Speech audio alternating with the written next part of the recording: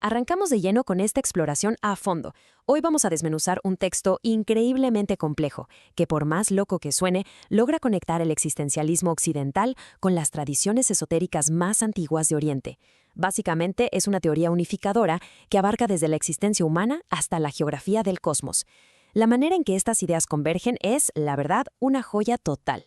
Y para entender este inmenso arco de convergencia, nos vamos a mover a través de 5 puntos clave: filosofía y ciencia, la biología del ser, la teocracia tibetana, la geografía sagrada del mundo y finalmente el alfabeto como una gran revelación. Empezamos entonces con el primer gran tema: filosofía, ciencia y existencia. Fíjense en esto. La existencia precede a la esencia. Esta premisa clásica ilustra a la perfección cómo el existencialismo ve al ser humano, como una especie de extraño, un intruso en el mundo. A diferencia de cualquier objeto común y corriente que simplemente es, nosotros cargamos con la libertad absoluta y a veces abrumadora de tener que definir nuestro propio ser. Y aquí es donde el texto original hace un desglose filosófico súper denso pero fascinante. Separa por completo las reglas súper rígidas y objetivas de Kant de la realidad existencial y fluida que plantea Jaspers. Es decir, mientras un lado se aferra al tiempo objetivo, el tiempo del reloj, el otro nos habla de un tiempo que es único para cada existencia. Es literalmente el salto de la lógica fría a la experiencia cruda de estar vivos. Ahora, vamos a dejar un poco la mente abstracta y pasemos al cuerpo físico, con nuestro segundo punto, la biología del ser. En esta parte, el texto pone cara a cara dos visiones que son monumentales. Por un lado, tenemos a Freud y su idea de separar estrictamente la libido como energía sexual. Y por el otro está la visión mucho más amplia y holística de Jung. Para él, la libido es una energía primordial unificada, una fuerza vital expansiva que alimenta todos, absolutamente todos nuestros instintos. Es un contraste radical en cómo entendemos nuestro propio motor biológico. Y hablando de biología, esto nos lleva directo a un misterio de todos los días que el filósofo Henry Bergson exploró a fondo. Nos obliga a replantearnos una pregunta que parece simple. ¿Qué es exactamente el sueño? Bueno, pues la respuesta que propone el material es verdaderamente transformadora. Resulta que mantener la cordura y el buen sentido mientras estamos despiertos exige una atención brutal e ininterrumpida. La mente está filtrando la realidad todo el tiempo. Así que dormir no es simplemente que el cerebro se apague. Para nada. Es un acto biológico profundísimo de puro desapego. Es permitirle a la mente soltar ese esfuerzo agotador. Cambiemos de marcha. Alejemos la lupa de la mente y vámonos hacia el este para nuestra tercera sección, teocracia y tradición tibetana.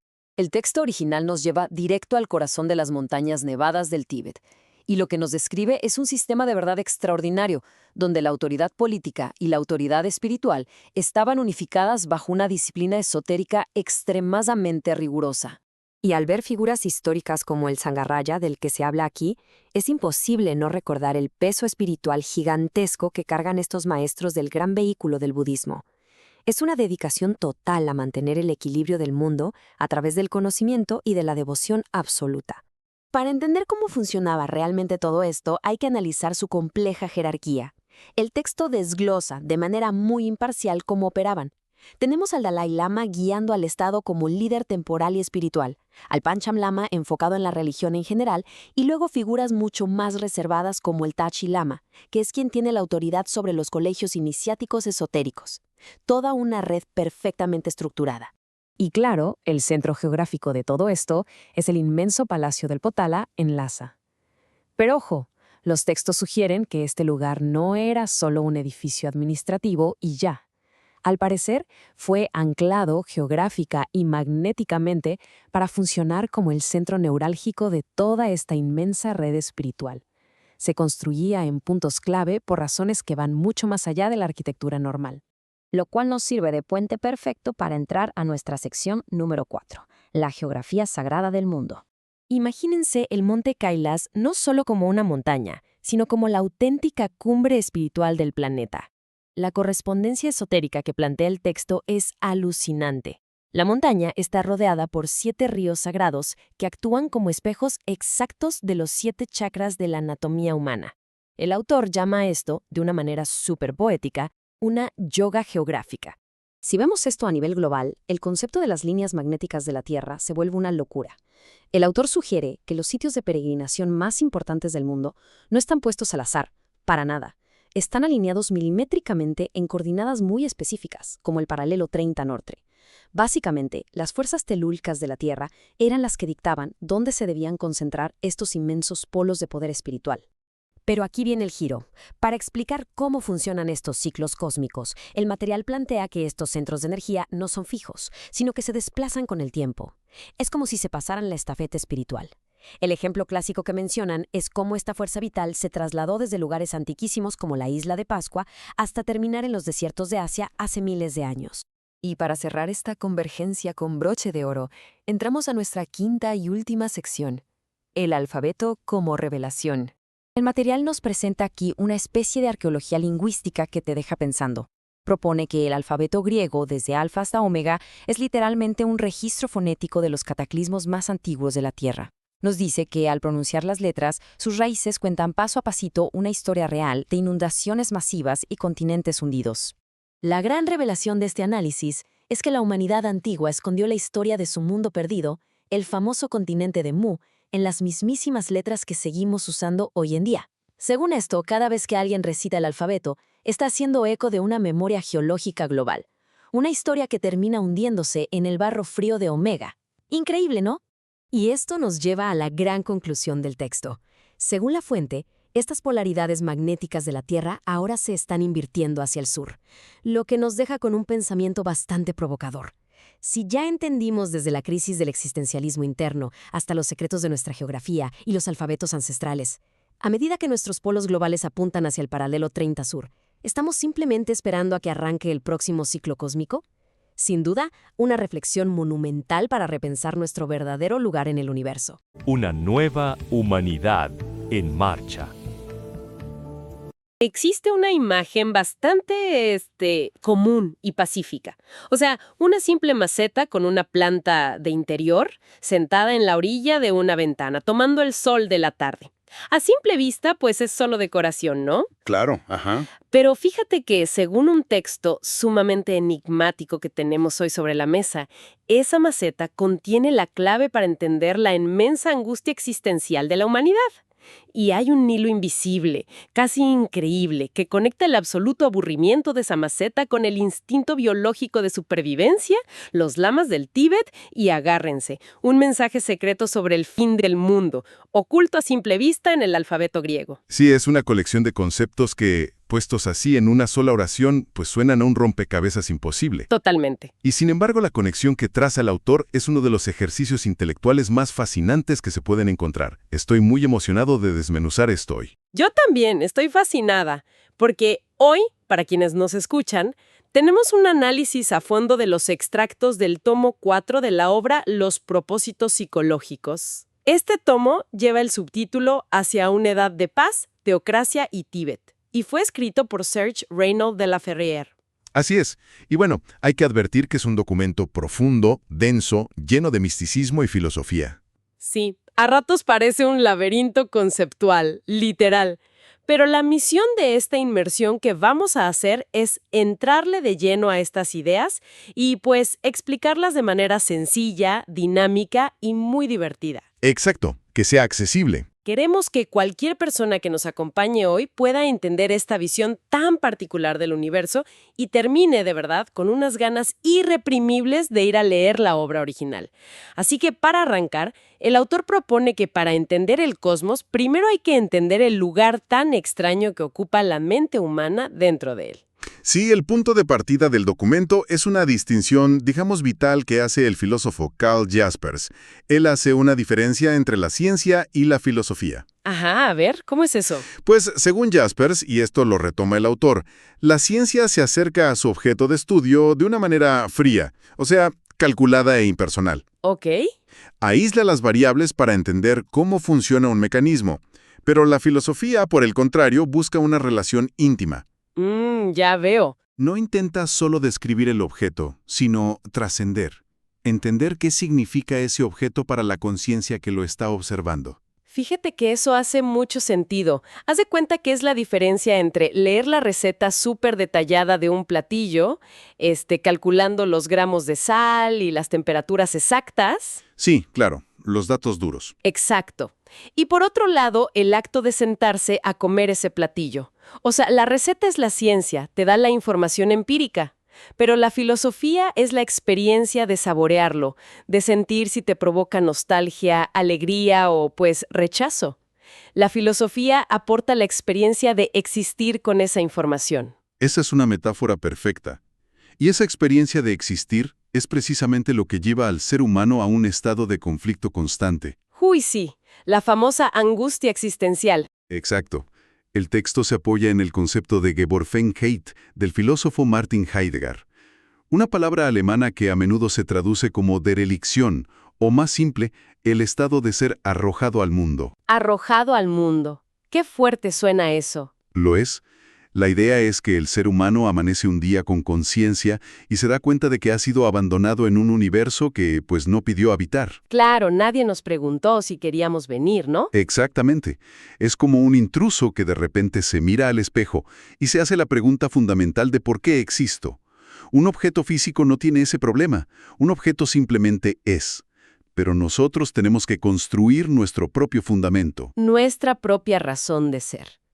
Lo cual, francamente, suena agotador. Y creo que ahí es donde entra la analogía de la maceta que mencioné al principio. Sí, la famosa cita de Jean-Paul Sartre que retoma el autor. Sartre plantea algo muy peculiar y hasta cómico, ¿no? Él dice, y cito, «Las macetas no se aburren». Ojalá fuéramos macetas a veces.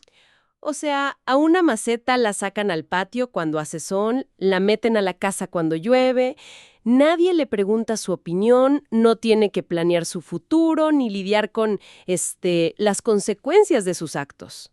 Ajá, simplemente está ahí. Exacto. El ser humano, en cambio, se aburre, se frustra y se angustia porque está condenado a decidir a cada segundo. Aunque, a ver, haciendo un poco de abogada del diablo, ¿no sería infinitamente más fácil ser esa maceta? Pues sí. O sea, simplemente absorber luz sin preocuparte por pagar impuestos o decidir qué vas a hacer con el resto de tu vida. Renunciar a la carga de la decisión sería el camino fácil, sin duda alguna. Pero la perspectiva existencialista que aborda el texto argumenta que hacer eso sería renunciar a la libertad. Claro. La libertad se define aquí como esa facultad dolorosa pero súper necesaria de situar un mundo fuera de nosotros y, pues, tener la obligación de comprenderlo. Es una chamba de tiempo completo. Totalmente. De hecho, el autor recuerda a pensadores como Descartes para señalar que el ser humano está en un estado de tensión constante. O sea, se la pasa tendiéndose hacia el futuro, proyectando la persona que quiere llegar a ser, porque su pasado ya es inamovible. Y su presente se desvanece en un instante. ¡Qué locura! Pero a ver, si existir conscientemente, si tener que proyectar y elegir cada pequeño paso es un trabajo tan pesado a nivel mental, me surge una pregunta ineludible. A ver, dime. ¿Cómo es que el cuerpo biológico, o sea, la máquina física que nos transporta, soporta esta carga todos los días sin colapsar? Esa es la gran transición que hace el texto. Pasa de la filosofía a la biología para responder esto. Y menciona a un anatomista llamado Bichit, que tiene una frase bastante oscura. ¿Qué dice? Dice, la vida es el conjunto de las funciones que resisten a la muerte. ¡Wow! Es súper dramático eso. Es una definición teñida de mucho dramatismo, sí. Pero el autor la utiliza para preparar el terreno hacia una teoría médica mucho más radical, propuesta por el neurólogo Kurt Goldstein. Ajá, ¿y qué propone Goldstein? Pues en la obra se expone que Goldstein cuestionaba severamente el pedestal en el que la ciencia ha puesto al instinto de conservación. O sea, el instinto de supervivencia. Exacto. Goldstein llega a la conclusión de que la simple supervivencia es, en el fondo, un síntoma de enfermedad o de decadencia en un organismo. Espera, un segundo. Eso va en contra de todo lo que nos enseña la biología evolutiva básica, ¿no? O sea, siempre se ha dicho que el instinto de supervivencia es el motor principal, lo más sano y fundamental que tiene cualquier especie. ¿Cómo puede el autor afirmar que querer sobrevivir es una enfermedad? Suena contraintuitivo, pero la postura que se plantea aquí es que un organismo que está verdaderamente sano, en su máximo esplendor, no debería estar enfocando toda su energía únicamente en evitar la muerte. Ah, ok. O sea, si solo estás intentando no morir, algo anda mal. Exactamente. Un estado de salud pleno, según esta línea de pensamiento, empuja al ser vivo hacia el crecimiento, hacia la actualización de sus capacidades, al perfeccionamiento. Ya veo. Cuando un organismo o una mente se ven reducidos a la mera conservación de su estado actual, a simplemente sobrevivir al entorno, es porque hay una falla estructural o una amenaza abrumadora. Sobrevivir es una reacción defensiva, no es sinónimo de vivir plenamente. Fíjate que esa perspectiva le da un giro por completo a la forma en que entendemos la rutina diaria. Está cañón. Si estar atrapado en un modo supervivencia es una señal de que algo anda fundamentalmente mal, pues esto dice muchísimo sobre las sociedades modernas. Uy, totalmente. Hay millones de personas viviendo bajo un estrés crónico, ¿no? Corriendo de un lado a otro solo para cubrir las deudas, pagar la renta y mantenerse a flote. Bajo el lente de esta filosofía, pues la cultura contemporánea empuja a la humanidad a un estado patológico constante. Es un diagnóstico muy severo de la modernidad. Es que la gente no está buscando el perfeccionamiento de su ser, simplemente está resistiendo a la muerte en cuotas mensuales. Tal cual. Y para ilustrar lo complejas y misteriosas que son las funciones que mantienen a este organismo a flote, el autor cita al fisiólogo Ramón Turro y el misterio del hambre. El misterio del hambre. Suena a título de novela. Sí, ¿verdad? Pues Turro observaba con fascinación cómo los animales, que carecen de cualquier conocimiento sobre química o nutrición, tienen una especie de conciencia inferior súper afinada. Ajá. Cuando su medio interno sufre un déficit celular, digamos que les falta hierro, el animal sabe exactamente cuántos gramos de cierta proteína o de cierto vegetal necesita ingerir para reparar sus tejidos. Órale. Es una sabiduría interna que la ciencia, pues, se dedica a medir en los laboratorios con microscopios. Pero la naturaleza lo ejecuta de forma automática en medio del bosque. Exactamente. Ahora, si el hambre es el mecanismo mediante el cual el cuerpo repara la materia física, el texto también explora cómo se repara el tremendo desgaste mental de existir, ¿cierto? Así es. Y aquí se introduce la teoría del sueño de Bergson y Claparede. Ellos plantean que mantener la vigilia, el simple acto de estar despiertos, nos exige una tensión ininterrumpida. O sea, solo tener los ojos abiertos ya es un esfuerzo. El esfuerzo radica en la atención. Bergson argumenta que estar despiertos requiere estar constantemente seleccionando información. Tienes que apartar los recuerdos irrelevantes y filtrar las sensaciones que no son útiles para el momento presente. Claro. El texto señala una frase muy buena. Tener buen sentido cansa. Por lo tanto, el sueño no es un simple apagón fisiológico para descansar los músculos. Dormir es el acto psicológico de desinteresarse voluntariamente del mundo empírico. Es soltar esa tensión. Es como, haz de cuenta que la mente despierta es una bandeja de entrada de correo electrónico. Ok, me gusta la analogía. Y esta bandeja está recibiendo miles de mensajes de spam por minuto. El cerebro tiene que estar decidiendo segundo tras segundo qué mensaje es importante, cuál hay que borrar y cuál ignorar por completo. Es un trabajo exhaustivo, ¿sí? Entonces, ir a dormir sería el equivalente a poner todo el sistema mental en modo avión. O sea, es una decisión activa de desconectarse de todas las notificaciones de la realidad exterior. Esa metáfora captura muy bien el concepto de Claparede. Y fíjate, el autor utiliza un ejemplo brillante para demostrar cómo este filtro de interés sigue operando incluso durante el sueño profundo. A ver, cuéntame. Describe la situación de una madre que duerme junto a su bebé. Puede caer una tormenta eléctrica tremenda allá afuera, con truenos que hacen vibrar las ventanas, y la madre no se despierta. Ajá. Porque ha retirado su interés del clima y del mundo exterior. Sin embargo, basta un suspiro levísimo de su hijo, un ruidito casi imperceptible, para que ella abra los ojos de inmediato. ¡Qué maravilla! El cerebro, incluso en ese modo avión, mantiene una línea de emergencia abierta solo para las cosas que genuinamente le importan a la conciencia. Exacto, no se apaga, solo filtra diferente. Pero bueno, si este mundo moderno y empírico somete a la mente a un estado de fatiga constante y a un modo de supervivencia casi tóxico, pues la pregunta natural que nos hacemos todos es, ¿dónde se encuentra la alternativa? Claro, la salida. Según el autor de Los propósitos psicológicos, la cura no está en la ciudad moderna, y por eso nos lleva de viaje geográfico hacia el Tíbet. El Tíbet, sí. El texto lo presenta no solo como una región montañosa ya, sino como un remanente vivo de las antiguas teocracias. ¿Teocracias en qué sentido? Pues sistemas donde la autoridad temporal, o sea, la política, y la sabiduría espiritual no estaban divididas, sino unidas, bajo la guía de grandes sabios. El documento entra en detalles muy minuciosos sobre los procesos culturales y místicos de esta región, destacando un proceso muy particular. La sucesión del Dalai Lama, supongo. Exactamente. Lejos de ser una elección política donde se vota por un candidato con campañas y demás, el Tíbet opera bajo la premisa de la reencarnación directa. Y el texto describe unos mecanismos de búsqueda que de verdad parecen sacados de una novela de misterio, pero que allá se toman con absoluta seriedad científica dentro de su cultura. O sea, cuando un Dalai Lama fallece, se asume que su espíritu toma un nuevo cuerpo físico casi de inmediato. Así es. No es votaciones. Los lamas de alto rango envían delegaciones a explorar provincias, a veces súper remotas, buscando a un niño que muestre ciertas señales inexplicables. Y fíjate que cuando encuentran a un posible candidato, no le entregan el liderazgo nomás así. Lo someten a exámenes sumamente rigurosos. Sí, es interesantísimo. Los delegados presentan ante el niño una serie de objetos mezclados. Campanas rituales, rosarios, tazas de té. Ajá. Y el niño debe ser capaz de identificar sin dudar cuáles de esos objetos pertenecieron a su encarnación anterior.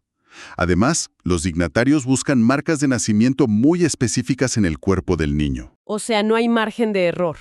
Ninguno.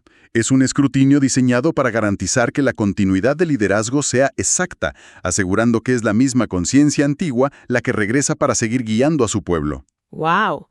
Pero bueno, el autor va mucho más allá de la política o la religión tibetana en sí. Introduce un concepto que a mí me hizo mucho ruido, la agartha. Lagarta, un tema fascinante. Y creo que es súper importante hacer una pausa aquí, porque la cultura popular suele imaginar la agartha como, no sé, una ciudad subterránea de ciencia ficción, ¿no? Con túneles secretos y luces misteriosas bajo la tierra. Sí, como en las películas o los cómics. Exacto. Pero el texto que estamos analizando aclara que la agartha no es un punto físico con coordenadas de GPS en un mapa. Se describe más bien como una asamblea de sabios, o sea, un estado de conciencia colectiva, que se reúne en los grandes epicentros electromagnéticos del planeta.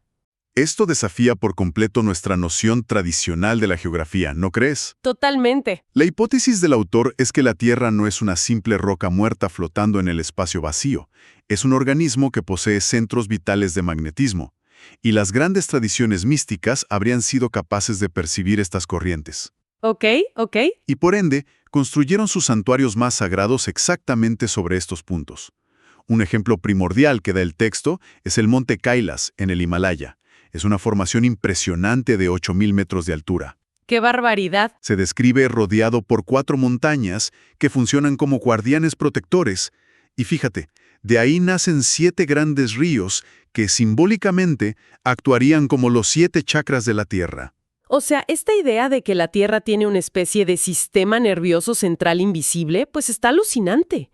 De hecho, el texto habla de líneas magnéticas, unas corrientes dinamotelúricas que cruzan el mapa mundial y van uniendo puntos geográficos súper específicos, ¿no? Sí, menciona lugares muy clave. Como Santiago de Compostela en España, la Cueva de Lourdes en Francia, Roma, Jerusalén y obviamente Lhasa en el Tíbet. Haz de cuenta que es casi como imaginar que estos enormes monumentos, las catedrales y los templos antiguos, fueran en realidad agujas de acupuntura. Ándale, agujas de acupuntura. Sí, o sea, clavadas estratégicamente en los meridianos de energía del planeta para canalizar toda esa fuerza magnética. Es una imagen poderosísima. El autor sugiere que este conocimiento arquitectónico y magnético era dominado por los constructores del pasado. Argumenta que, pues, no es ninguna coincidencia que las grandes catedrales cristianas se erigieran casi siempre sobre las ruinas de antiguos templos paganos. Claro, el lugar ya era sagrado. Exacto. El sitio geográfico en sí mismo albergaba el poder magnético. No importaba qué religión llegara a construir encima, la energía estaba ahí. Y hay un detalle crucial en esta teoría que plantea el autor. ¿Cuál es? Estos centros de poder no son estáticos, no se quedan en un solo lugar para siempre. El texto afirma que las corrientes magnéticas de la Tierra cambian con los grandes ciclos astrológicos. O sea, se mudan. Así es, si en el pasado remoto los epicentros vibraban en la isla de Pascua o en las pirámides mesoamericanas, el autor señala que la actual transición hacia la era de Acuario moverá el foco magnético y espiritual nuevamente hacia el continente americano. Es como si la máxima sabiduría del mundo tuviera una naturaleza nómada. O sea, va mudando su centro de operaciones a la región de la Tierra que presenta la mayor carga energética en cada era. Exactamente. Ahora, es fascinante pensar que la Tierra tiene este sistema nervioso oculto y que los sabios migran junto con él.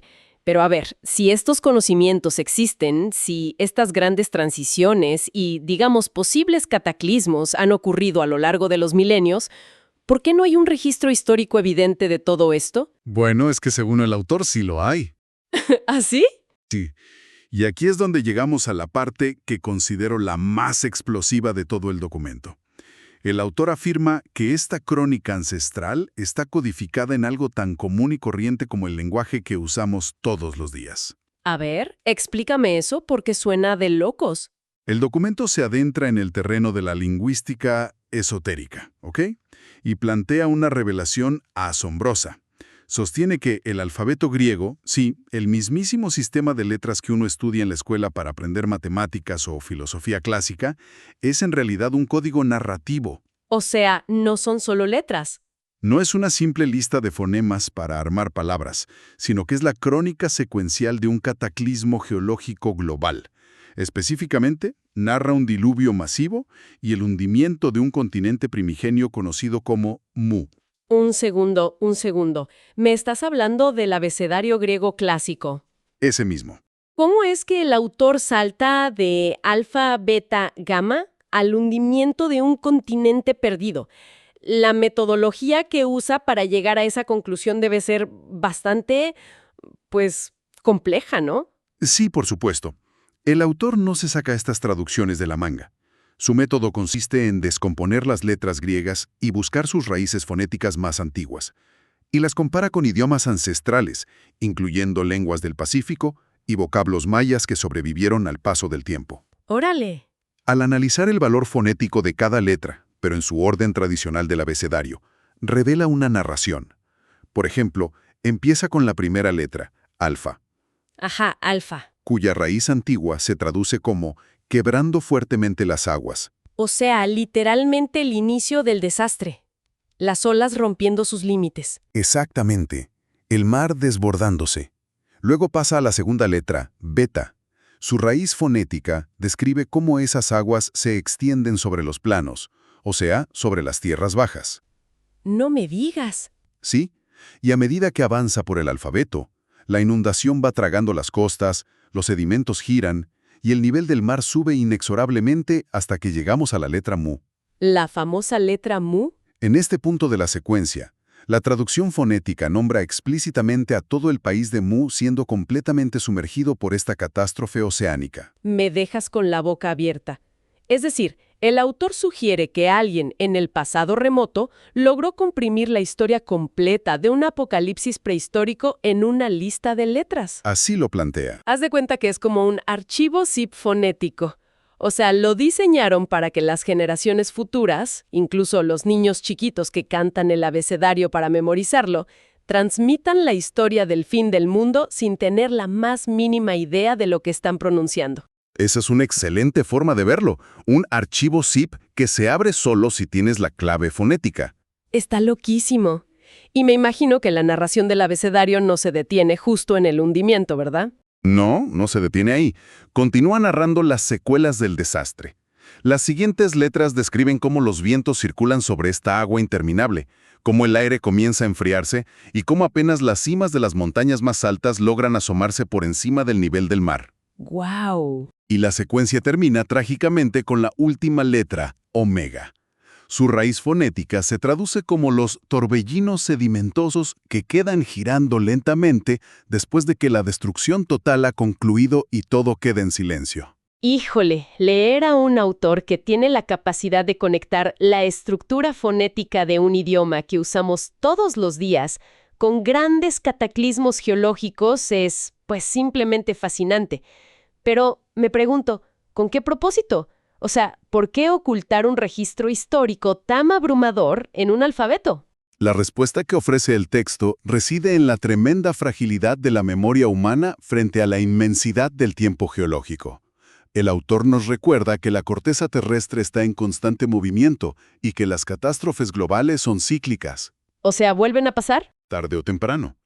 Y ante la certeza de que las bibliotecas físicas, los templos, los grandes monumentos de piedra terminarán convertidos en polvo o sumergidos bajo el océano, la única forma de garantizar que una advertencia sobreviva a través de los milenios es insertándola en la estructura básica de la comunicación hablada. En el ADN del lenguaje. Exacto. Según la obra, en cada cataclismo universal hay una pequeña élite de sabios vinculada a esos centros magnéticos de los que hablábamos hace rato. La ajarta. Ellos logran sobrevivir al desastre para preservar el conocimiento y pues sembrarlo en la nueva humanidad que empieza desde cero. Y meter ese conocimiento en el lenguaje cotidiano asegura que la historia viva mientras haya voces humanas para pronunciarla.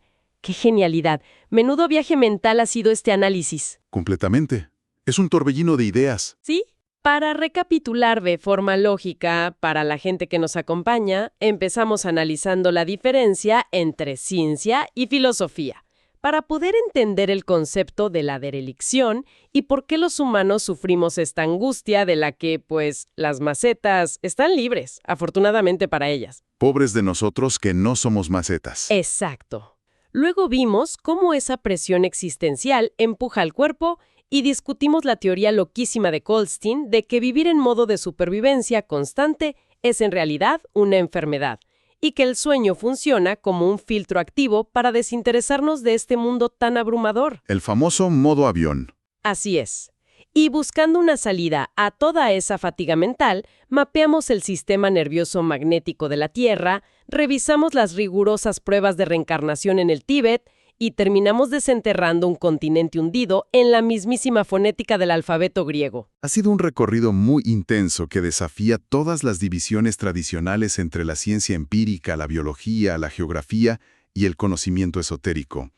Y bueno, es vital destacar para quienes nos escuchan que nuestro análisis de hoy apenas ha raspado la superficie del documento original. Totalmente. Hay muchísimas más capas teológicas y filosóficas que se entrelazan en cada uno de estos argumentos en el libro. Por eso mismo, la invitación principal de hoy es que vayan a buscar el texto completo.